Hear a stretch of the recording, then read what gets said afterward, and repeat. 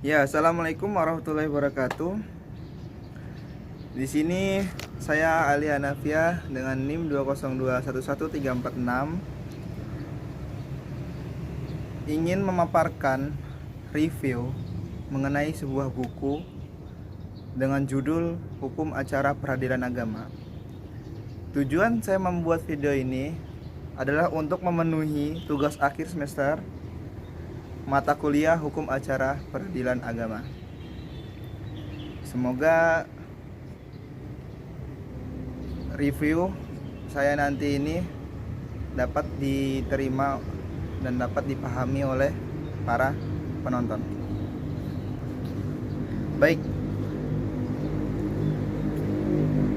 pengarang buku ini yaitu Abdullah Tri Wahyudi SAG SHMH, dengan penerbitnya yaitu CV Mandar Maju Bandung, dengan cetakan yang pertama. Kota terbit yaitu Kota Bandung, dengan edisi terbit tahun 2018 dengan nomor ISBN 9789385384731.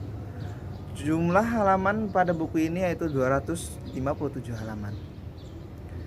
Penulis Bapak Abdullah Tri Wahyudi SAGMH SHMH ini lahir di Sukoharjo pada tanggal 12 April 1975.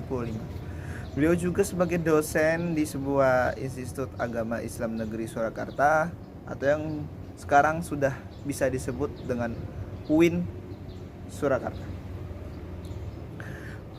Pada buku ini terdapat 9 bab. Adapun bab-babnya nanti ini akan dibahas satu persatu oleh saya, yaitu dengan bab 1 mengenai lembaga peradilan di Indonesia dan Mahkamah Agung yang berada di bawahnya.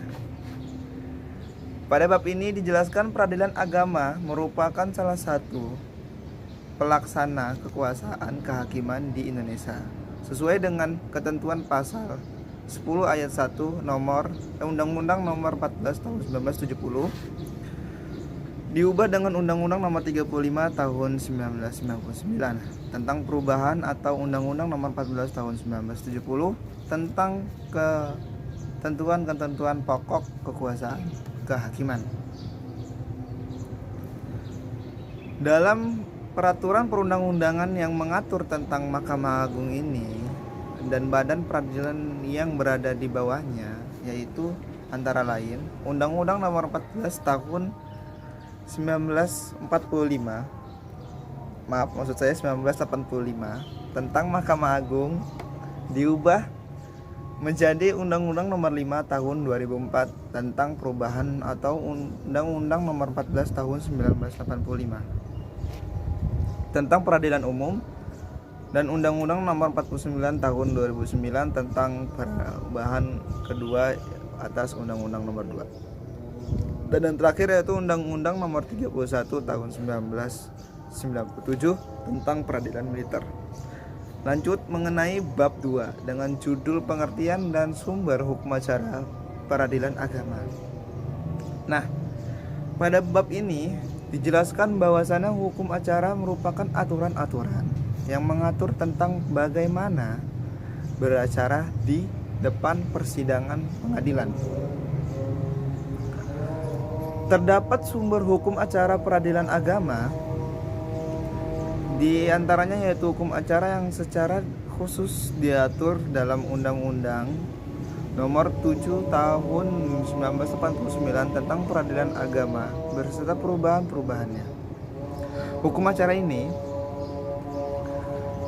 sebagaimana berlaku pada agama syariah, konun dan doktrin. Lanjut pada bab 3 yaitu tahap persiapan.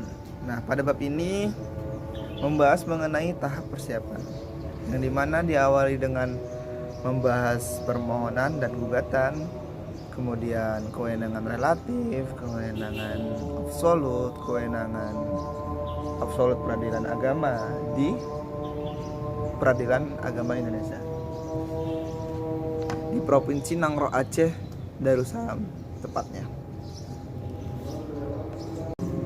Nah, selanjutnya itu pada bab ini membahas mengenai kewenangan relatif. Kewenangan relatif adalah kekuasaan yang wewenang yang diberikan antara pengadilan dalam lingkungan peradilan yang sama atau wewenang yang berhubungan dengan wilayah hukum antara pengadilan agama dalam lingkungan peradilan agama. Adanya beberapa kewenangan relatif, diantaranya yaitu kewenangan relatif perkara gugatan dan kewenangan relatif perkara permohonan. Lanjut mengenai bab 4, yaitu dengan judul tahap pembuatan gugatan dan permohonan. Nah, pada bab ini membahas mengenai tahap perbuatan gugatan dan permohonan, putusan serta-merta dan profesional, dan juga sita jaminan.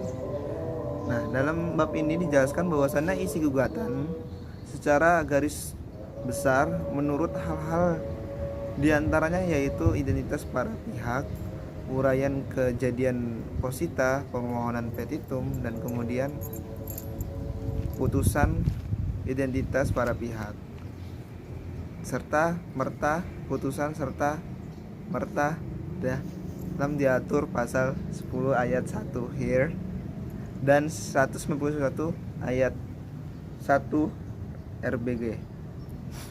Dalam praktiknya, permohonan putusan ini jarang sekali dikabulkan hakim karena dapat menimbulkan akibat hukum yang sangat kompleks.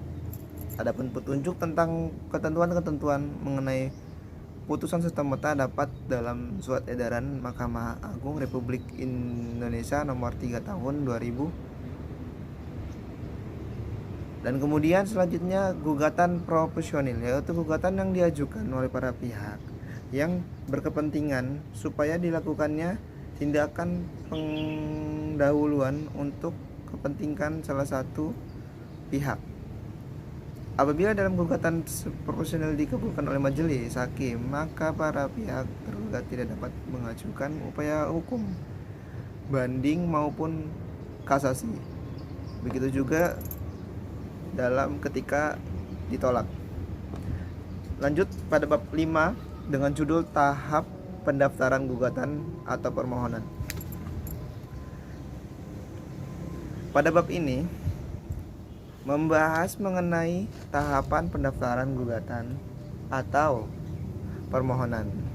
Tahap pendaftaran pembuatan permohonan ini dapat didaftarkan di kepaniteraan pengadilan agama yang berwenang, yang dimana terdapat biaya-biaya yang harus dibayarkan diantaranya yaitu kepaniteraan, biaya untuk para saksi, biaya untuk pemeriksaan setempat, dan biaya panggilan. Dan kemudian pada bab ini membahas mengenai penetapan majelis hakim. Setelah terdaftar di pengadilan agama ini, akan ditunjuknya majelis hakim. Suatu penetapan yang berlaku dalam sidang tersebut, PMH, penetapan majelis hakim, setelah menerima penetapan ketua majelis segera menunjukkan penetapan hari sidang. Kemudian panitia melakukan pemanggilan para pihak yang bisa dibantu oleh jurusita. Pemanggilan ini harus dilakukan secara patut dan resmi, yang dimana diatur dalam pasal 26 sampai pasal 28 Peraturan Pemerintah Nomor 9 Tahun 1979. Lanjut yaitu bab ke-6, yaitu dengan judul tahap pemeriksaan perkara gugatan. Nah, pada bab ini, bab 6 ini membahas mengenai tahap pemeriksaan perkara gugatan, yaitu yang pertama sidang pertama, pemeriksaan perkara, pembacaan gugatan, jawaban tergugat, eksepsi atau yang bisa disebut dengan jawaban tergugat, dan rekonvensi, gugat balik atau gugatan balasan. Nah, Dalam buku ini rekovensi diajukan bersama dengan jawaban.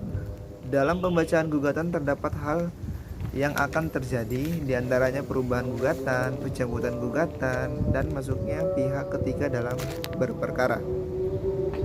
Selanjutnya yaitu masuk pada bab 7 dengan judul pembuktian. Nah, pada bab 7 ini membahas mengenai pembuktian.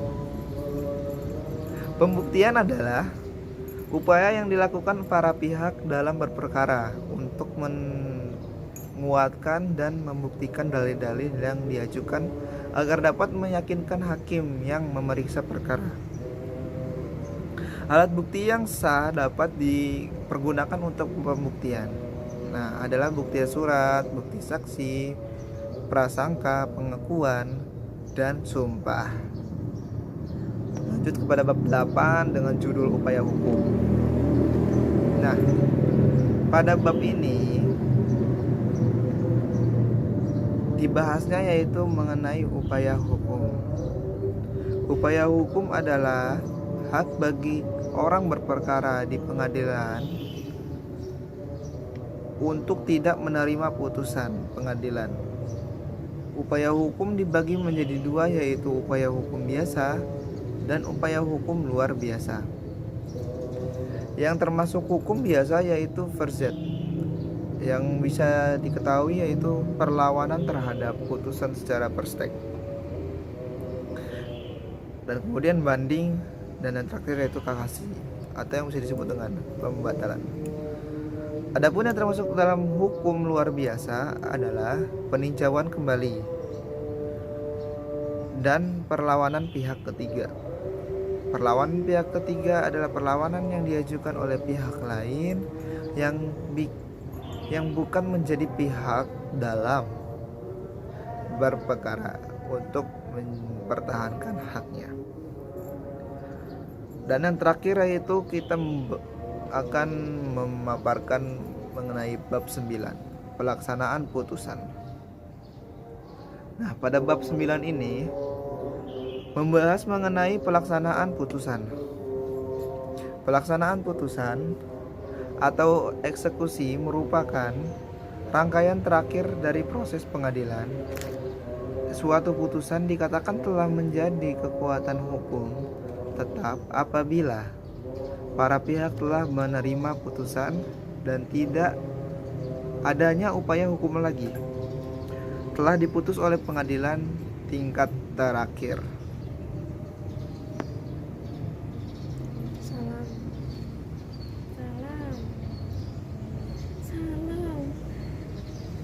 Kurang lebihnya mohon maaf. Wabillahi taufiq wal hidayah. Wassalamualaikum warahmatullahi wabarakatuh.